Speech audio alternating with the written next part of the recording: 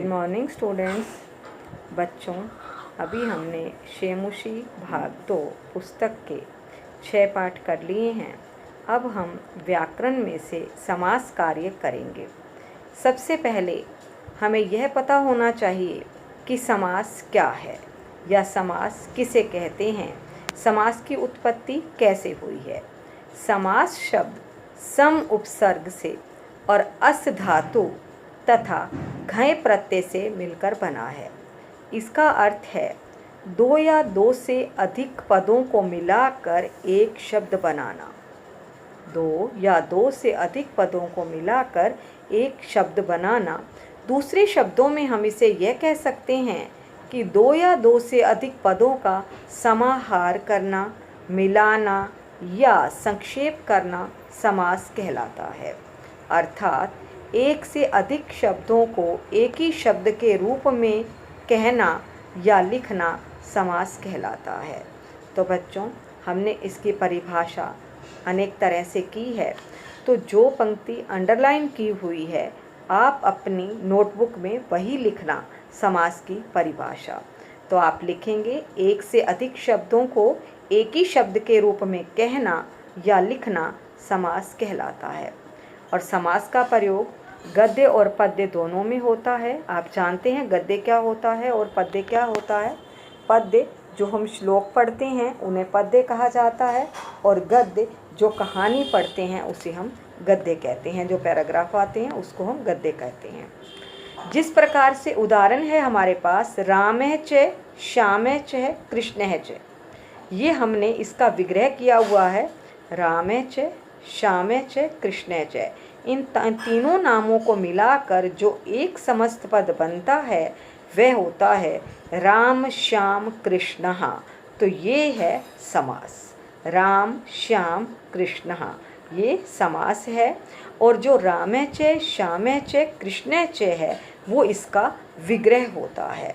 तो अब आप सबसे पहले इसकी परिभाषा लिखेंगे समास की, उसके बाद इसका उदाहरण लिख सकते हैं। रामः च श्यामः च कृष्णः च बराबर में राम श्याम कृष्ण, ये इसका समास बन गया। अब हम करेंगे समास विग्रह किसे कहते हैं।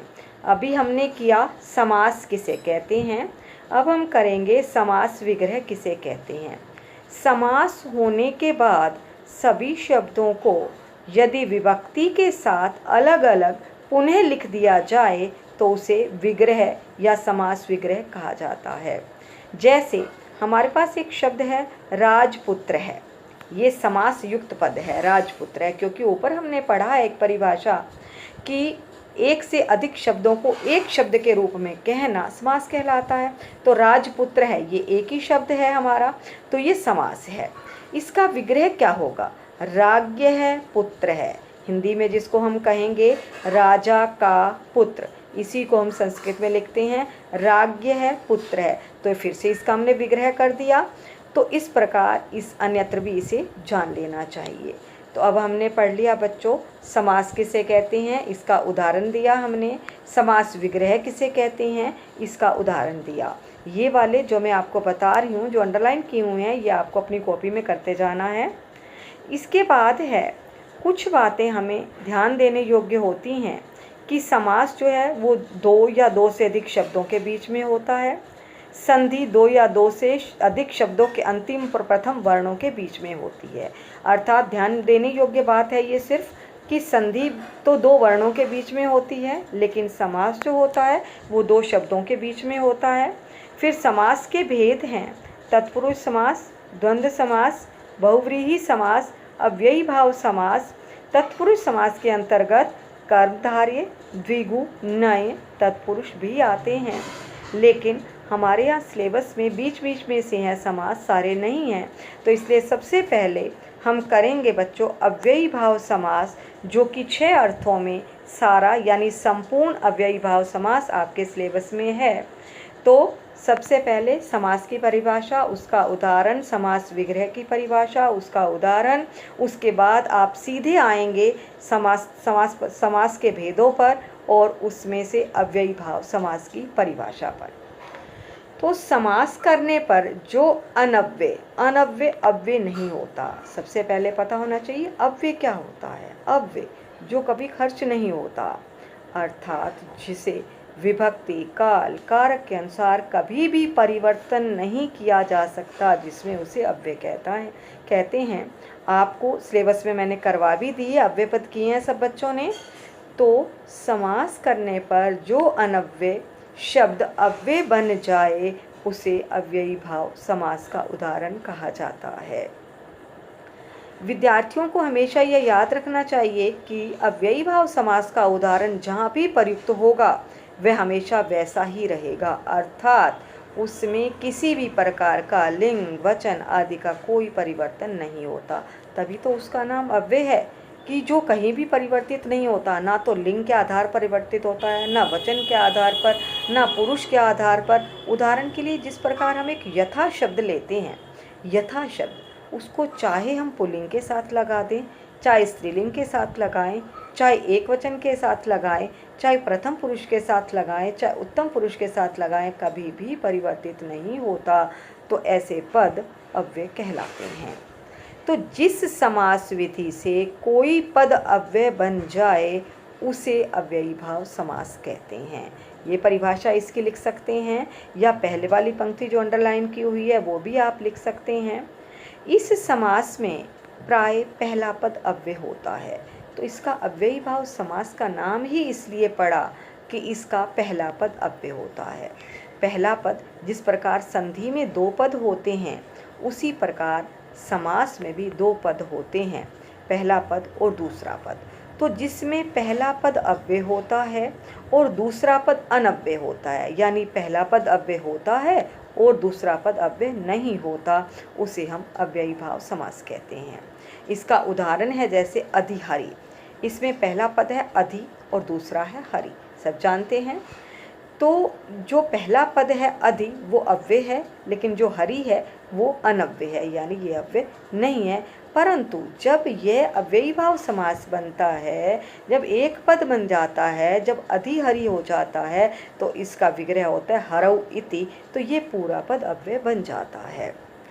तो अव्ययी भाव की परिभाषा समझिए आपने। अव्ययी भाव समास में पहला पद प्रधान होता है, पहला पद अव्यय होता है और शब्द के अंत में नपुंसक लिंग एक वचन होता है। तो शब्दों को नपुंसक लिंग एक वचन बनाने का तरीका क्या होता है, क्योंकि ये निश्चित कर दिया कि शब्दों को नपुंसक लिंग एक वचन का, जिस तरह से अकारांत आकारांत शब्दों को नपुंसक लिंग एक वचन में अम हो जाता है।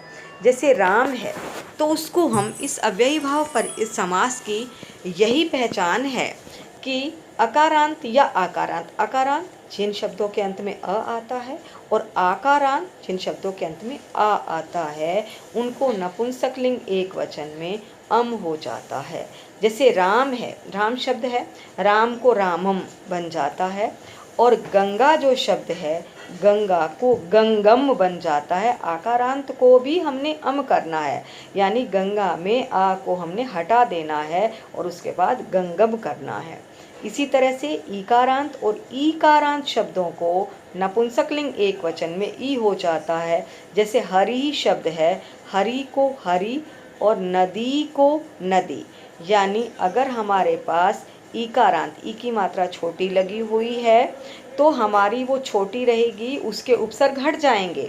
जैसे नदी, नदी में बड़ी की मात्रा आती है, लेकिन जब हम समास करते हैं तो नदी छोटी ई की मात्रा वाला आएगा। बच्चों आपको लगेगा जैसे कि नहीं ये गलत है, परंतु ये अव्ययी भाव समास का नियम है, आप इसे याद रखें। उकारांत और उकारांत शब्दों को नपुंसक लिंग एक वचन में उ हो जाता है। जैसे गुरुहु को गुरु, वधू को वधु हो जाता है। ठीक जिस प्रकार इकारांत में होता है उसी तरह से उकारांत में होता है। बच्चों ये बात ध्यान देने योग्य है कि शब्दों को नपुंसक लिंग एक वचन कैसे बनाया जाता है। अकारांत आकारांत को आपने समझा, राम को रामम, गंगा को गंगम, गंगाम नहीं होगा या गंगा नहीं होगा, गंगम बनेगा। इकारांत और इकारांत में ई हो जाता है, हरि को हरि और नदी को नदी। इस तरह से उकारांत में गुरुहु को गुरु और वधु को वधु होता है। तो बच्चों अब तक हमने किया समास क्या होता है, समास की परिभाषा हमने लिखी, समास का विग्रह किया, समास के विग्रह का उदाहरण लिखा, समास के भेदों के बारे में पढ़ा और अव्ययी भाव समास हमने पढ़ा। अव्ययी भाव की परिभाषा, समास की परिभाषा हमने पढ़ी और उसके कुछ नियमों के बारे में पढ़ा। अव्ययी भाव की समास की परिभाषा लिखने के बाद हम आते हैं इसके बनाने के, हमने तरीके देखे कि इसको किस तरह से बनाया जाता है। अब पहला जो है नियम इसका हमारा है अनु। अनु के साथ प्रथम पद में षष्ठी विभक्ति लगती है। अनु का अर्थ होता है पश्चात तथा योग्यम, दो अर्थों में आता है। अनु का अर्थ होता है बाद में भी होता है, जैसे सीतारामम अनुगच्छति, पीछे चलना, अनु पश्चात। और योग्यम अर्थ भी होता है के योग्य। तो पश्चात का अर्थ है पीछे। समास करते समय पीछे के अर्थ में अनु उपसर्ग का प्रयोग होता है, जैसे विष्णु हो पश्चात, विष्णु के बाद। अगर हमें इस शब्द को लेना है विष्णु पश्चात, दो शब्द हो गए। अब हम जब इसको एक बनाएंगे तभी तो वो समास बनेगा, अव्ययी भाव समास। तो अनु विष्णु ये एक शब्द बना हमारा। इसी तरह से और भी एग्जाम्पल दे रखे हैं जो आपको अपनी कॉपी में मुख्य रूप से आपको उदाहरणों को ही करना है, केवल ऊपर परिभाषा जो हाईलाइट की हुई है। और इसके बाद ये 6 पॉइंट आएंगे। नंबर 1 पर अनु आएगा, तो अनु के साथ अव्ययी भाव समास होता है, ये याद रखना पड़ेगा। अनु पहली लाइन लिखनी पड़ेगी आपको अपनी कॉपी में, अनु पश्चात तथा योग्यम प्रथम पद में षष्ठी विभक्ति।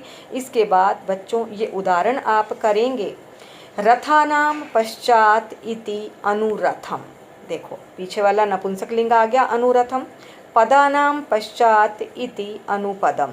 अब लताया पश्चात इति, अनुलता नहीं आया क्योंकि ये हमारा नियम है कि आकारांत स्त्रीलिंग आएगा तो भी उसको काट कर, जिस तरह से गंगा को हमने गंगम किया था इसी तरह से लता को हमने लतम कर दिया। तो लताया पश्चात इति अनुलतम।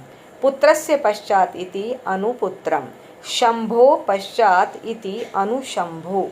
गणेशस्य पश्चात इति अणुगणेशम। तो बच्चों षष्ठी विभक्ति लगाकर ही ये समास होगा। इसके बाद योग्यता के अर्थ में हमारे पास दो उदाहरण हैं, अनुरूपम और अनुगुणम। अनुरूपम रूपस्य योग्यम इति और अनुगुणम गुणानाम योग्यम इति। ये ध्यान रखना है आपको कि बहुवचन का प्रयोग हमें कहाँ करना है और एक वचन का प्रयोग कहाँ करना है। अब रूप है शक्ल, शक्ल सूरत, तो वो एक के लिए आ गया। अनुगुणम गुणानाम योग्यम इति, तो ये बहुत सारों के लिए आ गया। इसके बाद है हमारा दूसरा उदाहरण उप। उप का अर्थ होता है समीप। यहाँ पर भी षष्ठी विभक्ति लगाकर इसका विग्रह किया जाता है। समीप के अर्थ में समास होने पर पूर्व पद में प्राय उप अव्यय उपयुक्त होता है। उदाहरण के लिए जैसे कृष्णस्य पश्चात समीपम इति उपकृष्टम। अब आपको ये पता चल जाएगा जहाँ समीप आएगा मतलब समीप को हमने उप में बदलना है। या हमारे पास उप आ गया तो उप का अर्थ होता है समीप, तो जब हमने इसका विग्रह करना है तो उसमें समीप शब्द को हमने लाना है। तो आपके पेपर में अगर आता है कृष्णस्य समीपम इति तो आपको लिखना है उपकृष्णम। अगर लिखा हुआ आता है उपकृष्णम तो आपको इसका विग्रह करना है कृष्णस्य समीपम इति। जस्ट शब्दार्थों की तरह ही आपके पेपर में आने हैं। कैसे? उपकृष्णम आए तो इसका विग्रह कर देना है, और यदि इसका विग्रह किया हुआ आए जैसे यमुनाया समीपम इति तो आपको लिखना है उपयमुनम। उपदिक् दिशः समीपम इति और गृहस्य समीपम इति उपगृहम। गंगायाः समीपम इति उपगंगम। तटस्य समीपम इति उपतटम। जरायाः समीपम इति उपजरम। वृक्षस्य समीपम इति उपवृक्षम। तो तीसरा पॉइंट हमारा है, इसके बाद इसमें और भी दे सकते हैं, उपाश्वम अश्वस्य समीपम इति। उप और अश्वम, उप और अश्व में पै में ए और अश्व में ए संधि हो गई, इसलिए हमारा शब्द बन गया बच्चों उपाश्वम। पर्वतस्य समीपम इति उपपर्वतम। पुस्तकस्य समीपम इति उपपुस्तकम। पाषाणस्य समीपम इति उपपाषाणम। गजस्य समीपम इति उपगजम। कार्यालयस्य समीपम इति उपकार्यालयम। गर्दभस्य समीपम इति उपगर्दभम। तो बच्चों ये उदाहरण आपको कॉपी में लिखने हैं। तीसरा है सह। सह आपने 9th क्लास में भी किया है। सह के साथ में विभक्ति कौन सी लगती है बच्चों? तृतीया विभक्ति। सहित के अर्थ में सब जानते हैं। तो सहित के अर्थ में होने पर पूर्व पद में प्राय स अव्यय प्रयुक्त होता है। जैसे सचित्रम, चित्रेण सहितम, सहित शब्द लग गया और तृतीय विभक्ति लग गई। समित्रम, मित्रेण सहितम। अगर आ जाता है शरीरेण सहितम तो आप क्या लिखेंगे? सशरीरम। शास्त्रम, अस्त्रेण सहितम। सहृदयम, हृदयेन सहितम। सधनम, धनेन सहितम। सधर्मम, धर्मेण सहितम। और सशस्त्रम, शस्त्रेण सहितम। इसके बाद चौथा नियम है बच्चों हमारा निर। निर का अर्थ होता है अभाव। प्रथम पद में षष्ठी विभक्ति लगती है। अर्थाभाव का मतलब है अर्थ का अभाव होना, संबंधित वस्तु का अभाव। जैसे हम कहते हैं वृक्षाभाव, यानी वृक्षस्य अभाव है, वृक्ष का अभाव, कमी, वृक्ष का अभाव। इस शब्द को जब हम इस समास के साथ कहेंगे तो निर्वृक्षम, निर्वृक्षम अपने आप में आ जाएगा कि वृक्षों का अभाव, यानी अर्थाभाव या अभाव शब्द के लिए अव्ययी भाव समास होता है। निर प्रथम शब्द का पहला अक्षर कै खे तथा पै फै होने पर निर को निश हो जाता है। उपसर्ग का प्रयोग होता है। इसके उदाहरण इस तरह से हैं, जैसे कंटका नाम अभावै, निष्कंटकम इन्होंने दिया है कै खे, और पै फै होने पर निर को निश में बदल दिया जाता है। मक्षिका नाम अभावै, निर्मक्षिकम।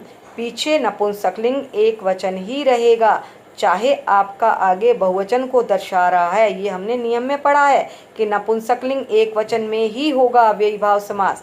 जब हम यहाँ पढ़ रहे हैं निर्मक्षिकम, यहाँ हमें ऐसा लग रहा है कि ये एक वचन का है, तो यहाँ पर मक्षिका नाम क्यों आया है बच्चों? क्योंकि ये नियम है इसका। निर्विघ्नम, विघ्नानाम अभावः। शंकानाम अभावः, निशंकम। बाधानाम अभावः, निर्बाधम। जनानाम अभावः, निर्जनम। जलस्य अभावः, निर्जलम। मनुष्याणाम अभावः, निर्मनुष्यम। धनानाम अभावः, निर्धनम। इसके बाद अगला नियम है प्रति। प्रति के अर्थ में द्वितीया और सप्तमी विभक्ति, ये हमारी मर्जी है हम कौन सी विभक्ति लगाएं। बच्चों आप द्वितीया भी लगा सकते हो और सप्तमी भी लगा सकते हो। जैसे प्रतिदिनम, दिने दिने, ठीक, या दिनम दिनम इति, कुछ भी लगा सकते हैं। प्रतिपादम, पादम पादम इति, या पादे पादे इति। प्रतिमासम, मासम मासम इति। प्रतिस्थानम, स्थानम स्थानम इति। प्रत्यहम, अह अह इति। प्रत्यर्थम, अर्थम अर्थम प्रति। प्रतिगृहम, गृहम गृहम इति।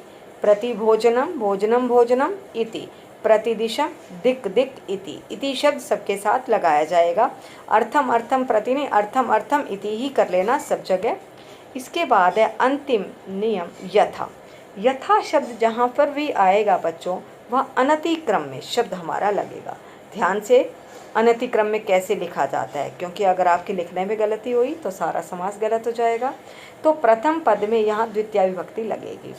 पदार्थ का उल्लंघन ना करना के अर्थ में, उल्लंघन ना करने अर्थ का अर्थ है उत्तर पद का अतिक्रमण न करना। जैसे शक्तिम अनतिक्रम्य, यथाशक्ति, या उत्तर पद है शक्ति, तो शक्ति का उल्लंघन ना करना, शक्ति के अनुसार करना, जितना चाहिए उतना करना, तो यहाँ यथाशक्ति, शक्ति के अनुसार। आ गया समझ में? अनतिक्रम्य का अर्थ होता है उल्लंघन ना करना। उल्लंघन ना करना मतलब बात को मान लेना। जिस तरह से मतिम अनतिक्रम्य, यथा मति, ध्यान रहे कि यथा मतिम नहीं आएगा, क्योंकि ईकारांत में हमने पढ़ा पीछे नियम दूसरा कि मति बड़ी की मात्रा हो तो छोटी हो जाएगी, छोटी की मात्रा तो वो छोटी ही रहेगी, तो इसके साथ मैं नहीं लगाएंगे। विधिम अनतिक्रम्य, यथा विधि। सामर्थ्यम अनतिक्रम्य, यथा सामर्थ्यम, यहाँ नपुंसकलिंग अम लगेगा, यहाँ अकारांत है तो अम लगेगा। इच्छाम अनतिक्रम्य, यथेच्छम। मर्यादाम अनतिक्रम्य, यथा मर्यादम। स्थानम अनतिक्रम्य, यथा स्थानम। उक्तम अनतिक्रम्य यथोक्तम, शास्त्रम अनतिक्रम्य यथा शास्त्रम, क्रमम अनतिक्रम्य यथा क्रमम, बलम अनतिक्रम्य यथा बलम, कुलम अनतिक्रम्य यथा कुलम, रुचिम अनतिक्रम्य यथा रुचि, और पूर्वम अनतिक्रम्य यथा पूर्वम। तो बच्चों, ये उदाहरण आपको कॉपी पे लिखने हैं, क्योंकि हमने इसको किसी भी तरह से, मैं आपसे सुन सकती हूँ यथाशास्त्रम, तो आपको लिखना है शास्त्रम अनतिक्रम में। यदि मैं आपको दे दूँ शास्त्रम अनतिक्रम में, तो आपको लिखना है यथाशास्त्रम। तो बच्चों, एक बार मैं आपको फिर से बता देती हूँ कि हमने कॉपी में क्या क्या करना है। सबसे पहले चैप्टर का नाम है समास कार्यम। सबसे पहले समास की परिभाषा लिखेंगे। एक से अधिक शब्दों को एक ही शब्द के रूप में कहना या लिखना समास कहलाता है। एक उदाहरण लिखेंगे इसका, रामै च श्यामै च वाला। उसके बाद समास का विग्रह, इसकी परिभाषा लिखेंगे, इसका उदाहरण लिखेंगे, राजपुत्र है। उसके बाद समास के भेद लिखेंगे और अव्ययी भाव समास पर आएंगे। अव्ययी भाव समास की परिभाषा लिखेंगे। चाहो तो आप पहली लाइन लिख लो, चाहो तो यहाँ से शुरू करके उदाहरण के साथ लिख लें। जिस समास विधि से कोई पद अव्यय बन जाए, यहाँ से लिख सकते हैं। उसके बाद शब्दों को नपुंसकलिंग एक वचन बनाने का तरीका क्या है, ये आप लिखो तो लिख लेना, नहीं तो आप याद रखना इसको। इसके बाद 6 अर्थों में जहाँ अव्ययी भाव समास होता है, इनके उदाहरण आपको लिखने हैं। नंबर पहला डालेंगे अनु, अनु का पहली वाली लाइन पूरी लिख देंगे। उसके बाद सीधे इसके उदाहरण पर आ जाएंगे। उसके बाद उप, प्रथम पद में षष्ठी विभक्ति, इसके बाद इसके उदाहरण लिखेंगे। और सह, सह सह सहित प्रथम पद में तृतीय विभक्ति, फिर इसके उदाहरण लिखेंगे। निर, निर का अर्थ होता है अभाव, प्रथम पद में षष्ठी विभक्ति, फिर इसके उदाहरण लिखेंगे। प्रति, प्रति पद में द्वितीय या सप्तमी विभक्ति, तो आप किसी एक को लिख सकते हैं, चाहो तो दोनों लिख सकते हैं। और इसके बाद आता है यथा, यथा यानी अनतिक्रम में, और अनतिक्रम में का अर्थ होता है उल्लंघन न करना। तो फिर इसके उदाहरणों को आप लिखेंगे। तो बच्चों, ये अव्ययी भाव समास हमने अभी किया है। उसके बाद बाकी समास आगे करेंगे हम। तो आप इसको अपनी कॉपी में साथ साथ लिखते जाना। बच्चों, इसको लिखना आपके लिए बहुत ज़रूरी है, क्योंकि व्याकरण की किताब हम आपको नहीं लगवाते हैं। तो इसलिए कुछ ही टॉपिक होते हैं जो हम आपको वैसे ही करा देते हैं, क्योंकि आपने सिर्फ शेमुशी भाग 2 वाली पुस्तक ही खरीदनी है। तो ये वाले जो समास हैं, ये आप अपनी कॉपी में ज़रूर लिख लेना। धन्यवाद।